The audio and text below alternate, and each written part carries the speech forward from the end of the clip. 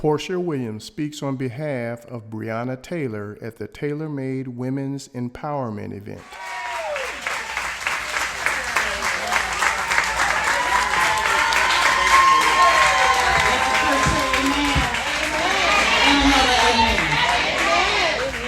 I'm a cussing pastor, so don't worry about it. Here today. Hello, family. Hello. It's so wonderful to see you. Let's give it up for Club Vibe. Look at this beautiful, beautiful photo, the environment. Make sure you like, comment, and First subscribe. thing, let's say another thank you to Tamika. Now, when she goes off, I call her Mika. But Tamika, everybody can't have Beyonce drop. Did y'all notice that? Beyonce dropped Tamika's name. Yeah. Need another march, let me call Tamika.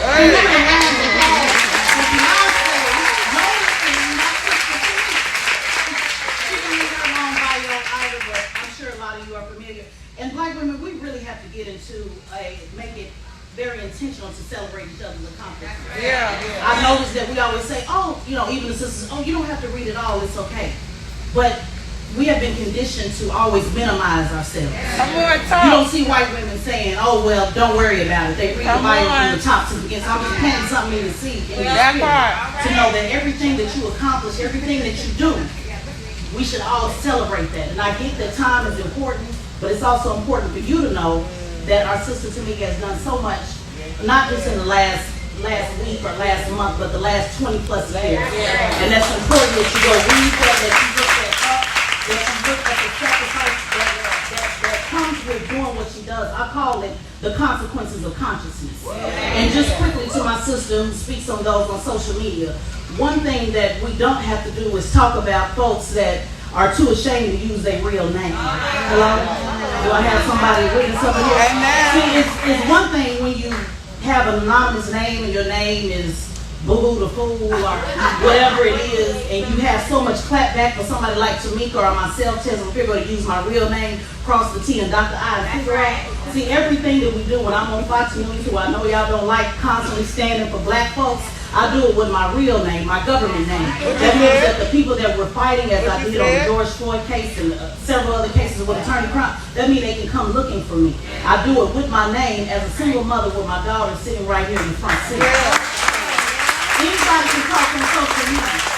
But what I always take notice of, Tamika, is a lot of those same folks don't have that same energy for their HR director. They can't even go to the break room and demand an extra 15 minutes. But yet you have so much comments and so much feedback for what Tamika should and should not be doing. I'm saying because I know they're watching live. I need to let them know this right here. You have so much feedback for somebody that's using a real government name, but yet when Mr. come around that cubicle, you're real quiet. Now, if you want to do what I do when you're on TV and talking in front of 2 million people about black folk, then the first thing you need to do is use the real name.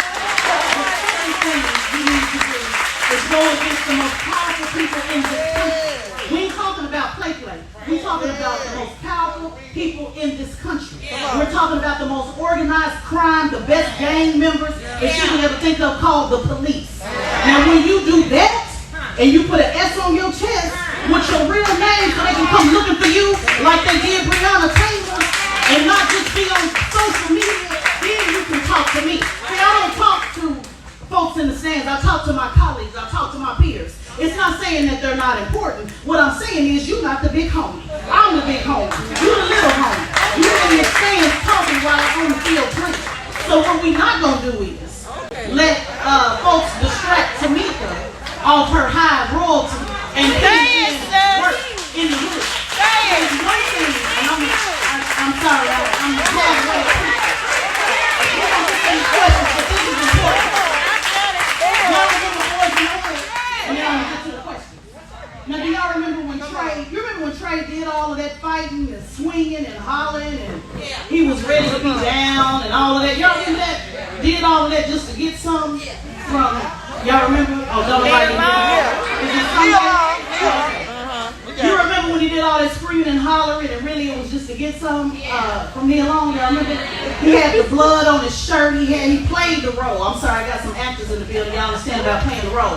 He played the role as if he was so down, swinging and fighting and oh yes, on and popping.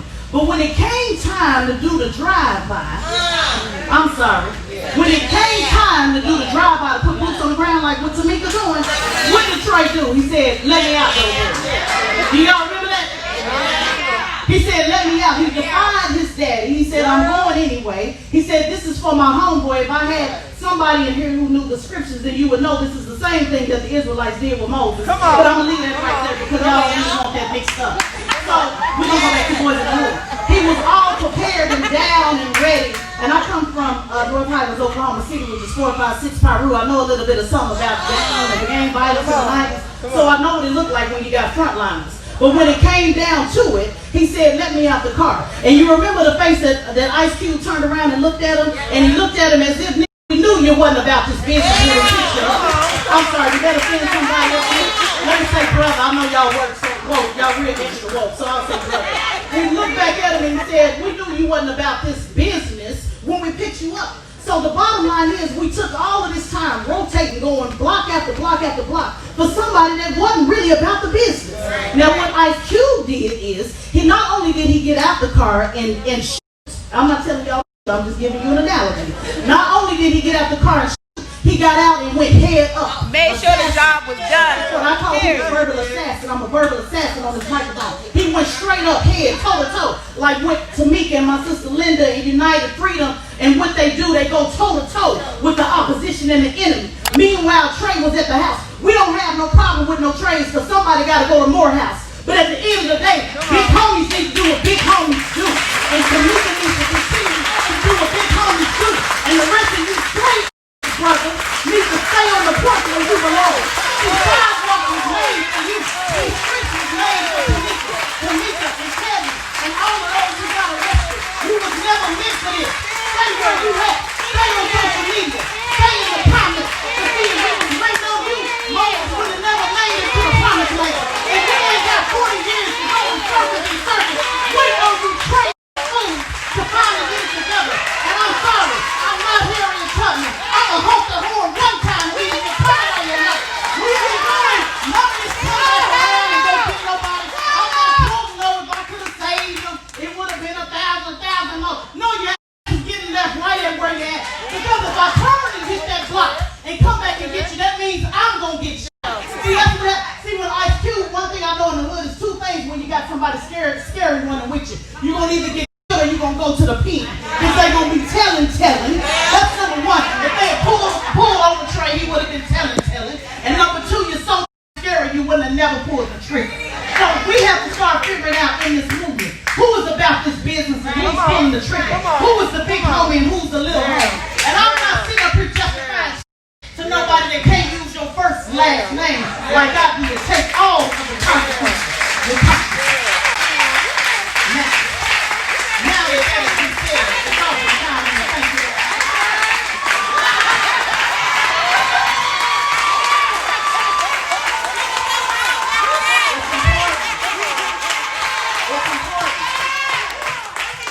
It's important. I know we like the sister said. The sister poem I'm giving you bios that said unite. And I say, I have a show coming out called Straight No Chaser. It's good to have allies, but I'm looking for soldiers in the building. People say, yeah, I was an M60 gun in the military. I don't need, hey, keep your allies. I'm looking for soldiers. I'm looking for frontliners. We got to start dividing this up. Allies are good, but soldiers are better. Come on. I can't help it. Preach. Come on. Come on, preach. A little margarita in my chest. That's why I can't say it. Y'all been mixing, y'all get confused. You don't know. And just bear with me. I might go from Little Kim to Nicki Minaj back to Moses and preach. That's just how I like to give it to you. Let me read. You gonna have to work with me. I confuse you. Let me read these bios, these long bios. And it's important because, again, we out here really struggling, y'all, so it's always good. Let me read this quickly. I will read as fast as I can. Porsha Williams is a multi-talented television host, media personality, influencer, filled with big dreams and the ambition to make a reality. A true cornbread fed Georgia. Can she stand up so we can see it?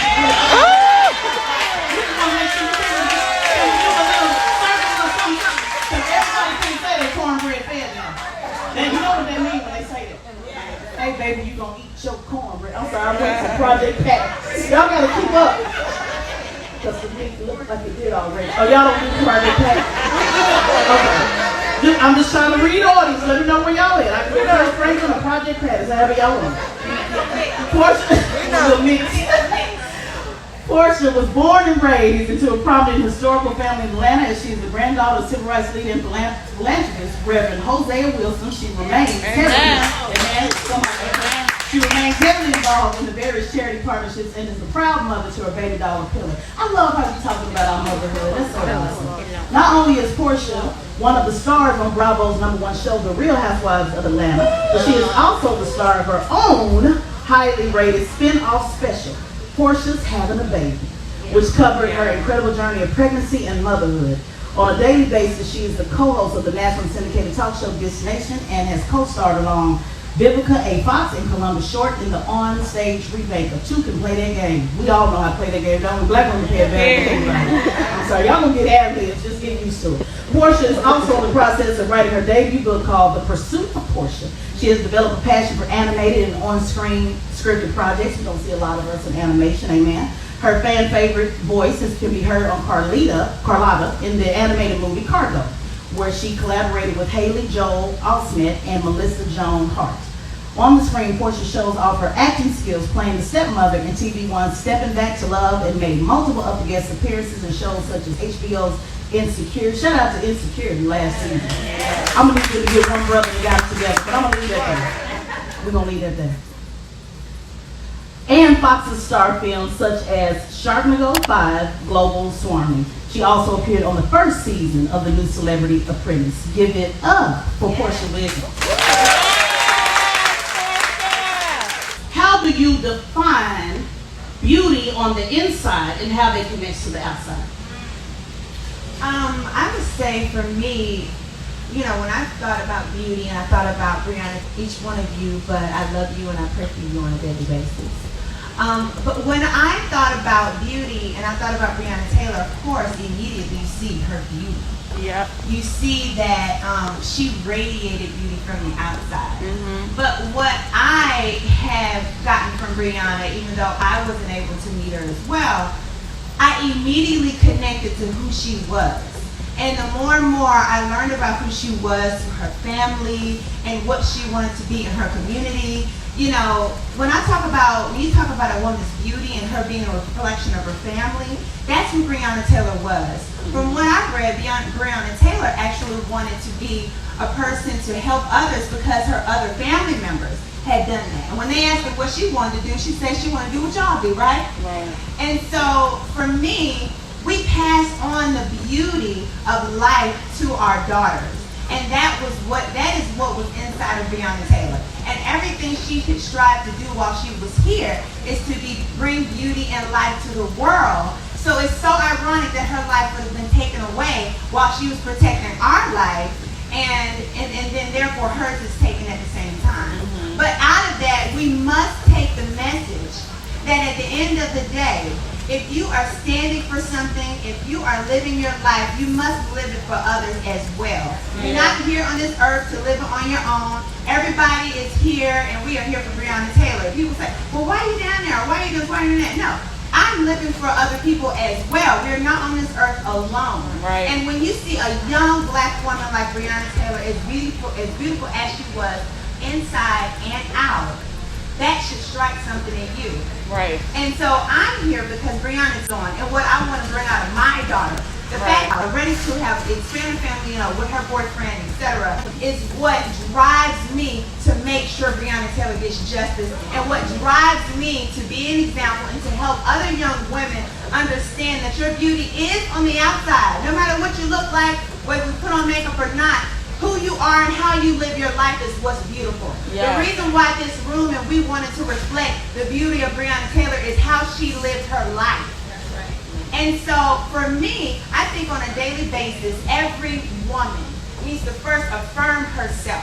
We don't need to walk out of our door waiting on anybody to tell us anything about ourselves. Because if we walk out the door, the number one thing they're going to tell you is you're black.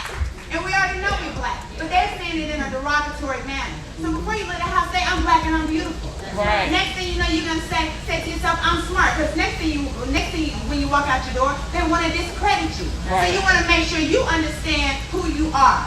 At the end of the day, if we as people, woman, man, whatever, whoever you are, if you know who you are and who you belong to, nobody can tell you anything.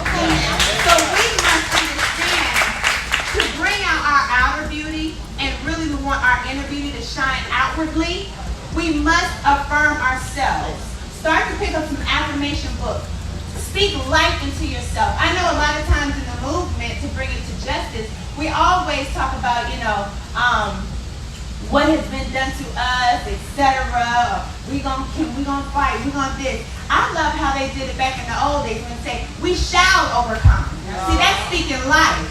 We shall overcome. I know one day that it will come. So we got to pay attention to what we're saying out of our mouth more now than ever. We're in a spiritual warfare. So use your tongue, use it powerfully, and speak life, speak beauty over your life, your family, all of it. And that's how I feel it relates to the beautiful Breonna Taylor's legacy and to everyone in this room. We can take that and we can move forward with that message. Good job, Porsha.